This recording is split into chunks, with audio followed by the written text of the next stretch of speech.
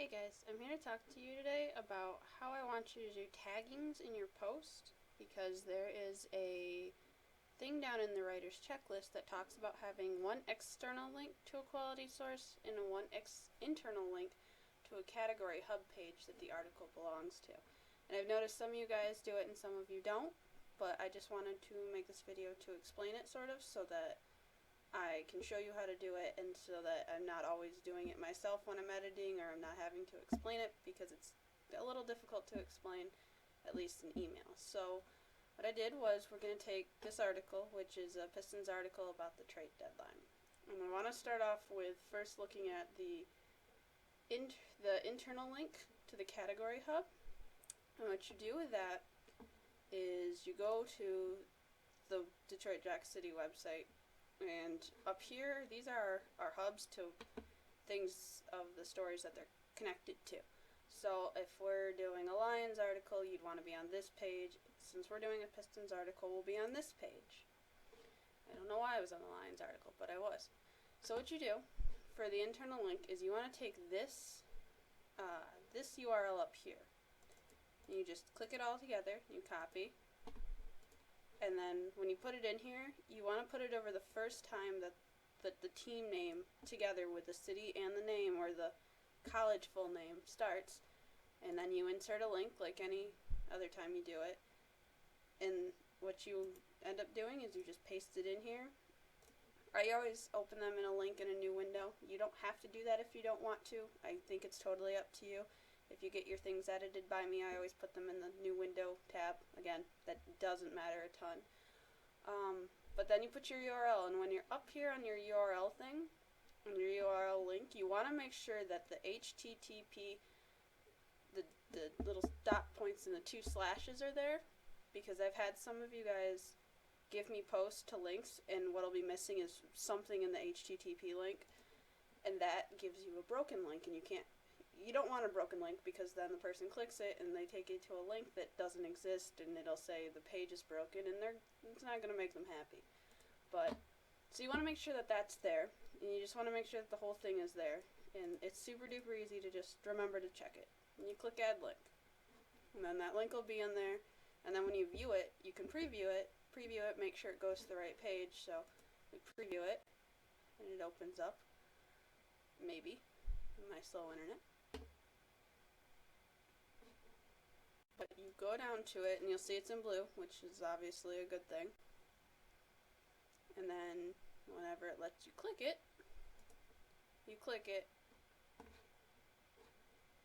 Make sure that it comes up as it doesn't say broken link, you don't get a broken page or anything like that. It should take you right to that same page, that archives page that we were on, and it'll take the reader to a whole archive of anything that had to do with the Pistons articles, which is what you want.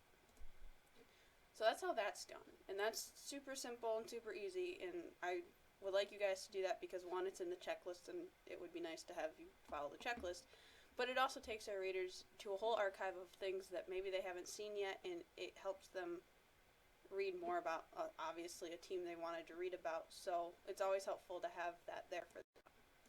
And then the next thing down on the list is the external link to a quality source, and quality sources can be other fan-sided pages, things. It can be other people's posts on Jack City and that they've written. You can definitely do that. That's a quality source.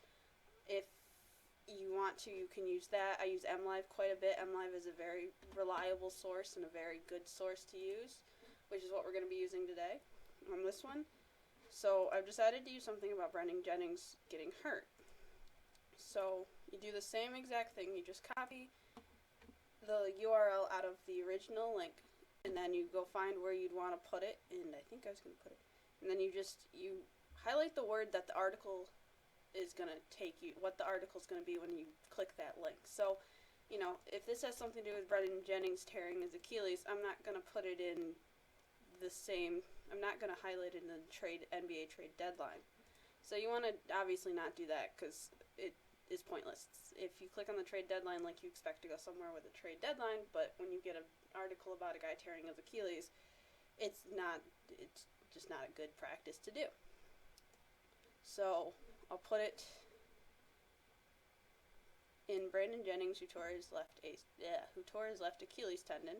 And you do the same thing. You insert the link, you paste it, you go all the way to the front of it, and make sure that the HTTP is completely right, which it is. Again, open link in new tab if you want. That's fine. You don't have to.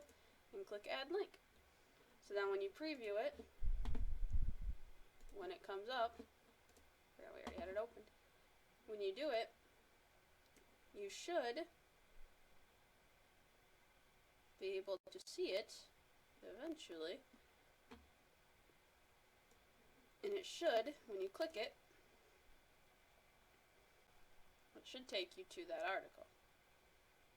My internet's very slow, so it may never, but